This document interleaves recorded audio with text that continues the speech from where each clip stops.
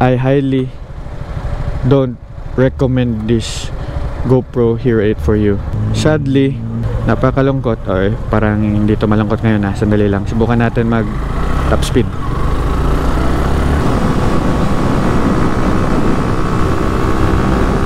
Kaya mag top speed, parang natakot ako bigla.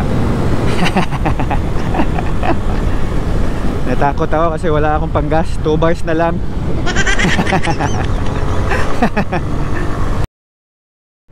So, what is up guys? Wow, nandito na tayo. Uy, dito pa rin yung butas natin na gloves. Tutuwa talaga tong gloves na to. Dami nating pinagdaanan nito ah.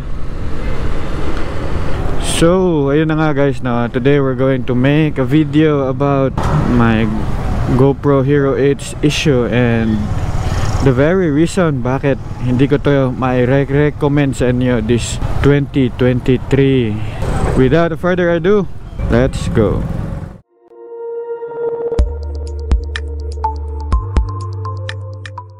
In my previous video kasi sinabi ko doon nga hindi ako nakapag motovlog agad-agad kasi nga yung ating GoPro Hero 8 is nasira bigla. The issue was about its SD card slot. Ay, wow, RS125 na naka-mags. Oh, wow, astig. Wow, astig. Nice.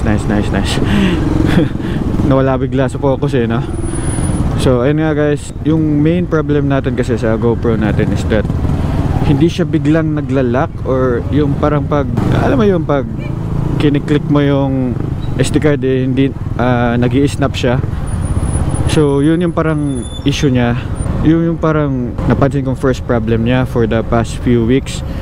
Tapos parang sinubukan kong in-adjust yung SD card, tapos hindi talaga siya agad-agad nag-i-snap hanggang sa dumating sa isang point na parang may in-adjust akong konti sa GoPro. Tapos the next thing na paglagay ko sa SD card, hindi na nababasa yung SD card.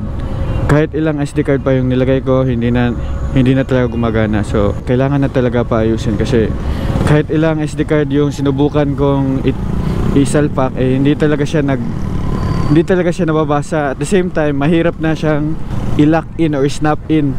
Yun parang alam mo yun, yung parang sa paglagay mo sa mga SD cards sa mga cellphones. So parang napasabi talaga ako sa sarili ko na kailangan na talaga ito ipaayos sa technician or sa repair shop para mapagana natin ito, kasi hindi talaga tayo makakapag-record kapag hindi natin to ginawa ng paraan. So ayun guys, to make the long story short, pinaayos ko. I think August 1 yata ito na parang nasira, or first week of August. Tapos ayun, isa sa reason kaya hindi ako nakapag-vlog is because the GoPro had issue. So and just a little information para lang makapag sit down vlog ako, may mailagay ako ng mga footage about RS or Gixxer.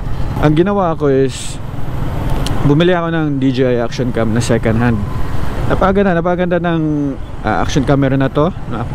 It has front display. So napaganda kasi parang ma-aware ka kung ano mga nangyayari sa harap mo while nagsasalita ka. So while wala yung GoPro, ito yung binili ko na nakapag-adjust din ako paano gamitin or how to maximize the DJI action camera. So and guys, I'll make a video about this soon din, kasi napakaganda ng mga experience ko ngayon. And ayun, in this very moment na nandito na yung GoPro, ayun, mas gumanda na yung paggawa natin ng content. So ayun lang guys.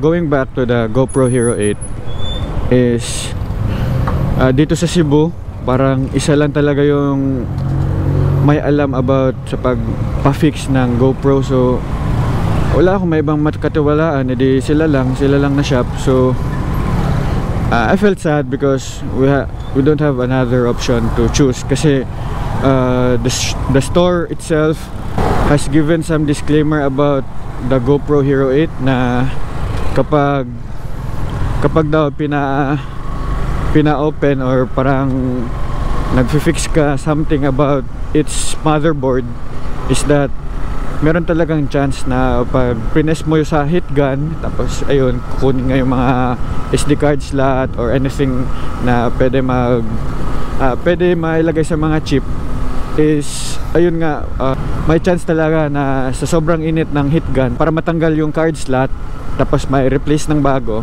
is may chance talaga na matatamaan yung CPU mismo ng GoPro sa likod. Sa likod is the SD card, tapos sa likod ng SD card is the CPU, so ang processor mismo ng GoPro. So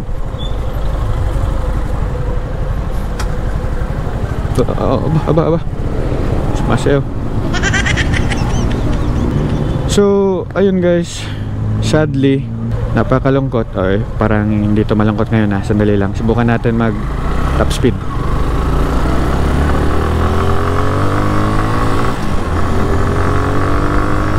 Wow, enjoy muna tayo guys.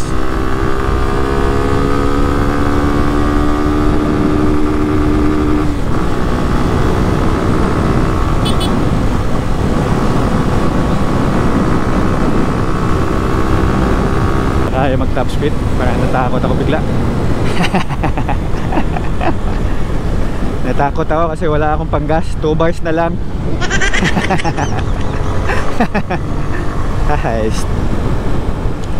Sige, balik tayo sa pinag-usapan natin. So ayun nga guys, no, ang story kasi is that yung shop na yun mismo, nagbigay sila ng disclaimer, tapos meron silang kasunduan na pag hindi na naayos is okay lang, nagbayad ka ng down payment, out na sila kapag hindi nila na fully restored yung GoPro. So if you're planning to buy the GoPro Hero 8 in 2023, I highly don't recommend this GoPro Hero 8 for you. Especially nakapagtanong-tanong ako anong issue nito or anong mga usual problems na na-encounter ng mga technician about the GoPro Hero 8. And ayun, sabi nila guys is that GoPro Hero 8 is one of the action cam na medyo masakit talaga sa ulo kapag nagre-repair. Tapos they can highly recommend the GoPro Hero 4 below, I mean GoPro Hero 7 below, and the GoPro Hero 9 and above, kasi mas maganda daw yung chip, tapos mas madali maayos. So ewan lang daw nila bakit parang may problema sa Hero 8. I don't know if that's one of their selling point, kaya they can ask kano yung rate nila. So yung rate nila sa pagpaayos nito is around 2,500, and yung parang repair na ginawa nila is that pinalitan nila ng card slot. So ayun, sabi nila magpapa-order down after 5 days, dyan pa dadating yung card slot. But nung nakuha ko na yung GoPro, ayun, dun na nila sinabi yung totoo, na replace lang ng parang isang sirang GoPro Hero 8 na card slot, at tapos sinalpak sa akin. So ayun guys, that's a very very very very sad truth. Marami silang mga sinasabi na ganito ganyan, tapos papa-order pa daw, tapos sasabihin nila hindi ito na-order sa online yung card slot. So sila lang kasi yung parang shop na dito sa Cebu na nagre-repair talaga ng GoPro action camera. So ayun guys, wala akong choice, sila lang yung parang maasahan ko as of the moment. So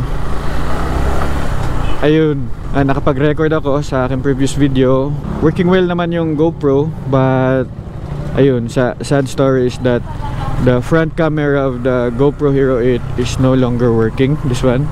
And parang yun yung compromise na lang na magagawa mo, kasi nga wala na may napirman ka ng kasunduan, and kailangan mo rin na maipaayos yung motor mo. So yun na lang yung last resort mo if gusto mo talagang mag-vlog. If ever you're planning to buy a GoPro Hero action camera, I would really recommend you to buy a GoPro Hero 9 above kasi mas raining in Manila.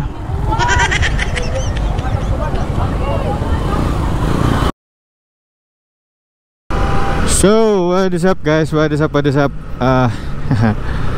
Actually dinugtong ko na lang tong video na to dahil ayun nga, umulan nga sa area natin, kaya mas pinabuti ko na lang na i-keep muna yung GoPro ko. At least meron tayong mga footage na bago soon and hindi siya masira. Alam mo yun, more on the defensive side na lang ako. Hindi ko na lang pinush na kaya nito dahil waterproof or ano pa.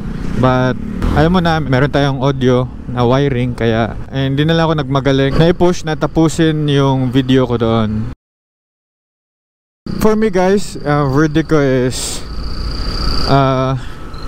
if meron kayong budget, if meron kayong makitang second hand na GoPro Hero 8 above, let's say GoPro Hero 9, 10, 11, then go for it guys. I could really say na mas sulit talaga yon, and yung chipset niya raw is mas maganda kasi kapag na, for example, na pareho sa akin na kailangan palitan yung SD card slot, hindi daw malaking chance na may masirang ibang parts. So for me, that's a good win if you want to invest and if you want to start motovlogging. I'm not gonna say that I'll be a solid GoPro Hero user, but my options are always wide. Meron din magagandang bagong action cams ngayon such as Insta Go Mini 6 yata yun, and then we have the DJI Action 4. So yun nga, nabili ko is DJI Action 1. So it was a second hand, pang ano lang yun, pang front cam. At least meron tayong dalawang angle, but hindi ko siya dinala ngayon kasi nga it's just for the verdict and my final thoughts. So ayun guys, if you think GoPro Hero 8 is still good to go as your first ever action camera for motovlogging setup, then comment down your thoughts below, comment down why it's a good one, or comment down below what camera you've been using so that mas maraming ideas yung mga ma-inspire na gumawa rin ng content katulad natin. So ayun guys, if you find this video helpful, meaningful, and valuable, I want you to do something for me.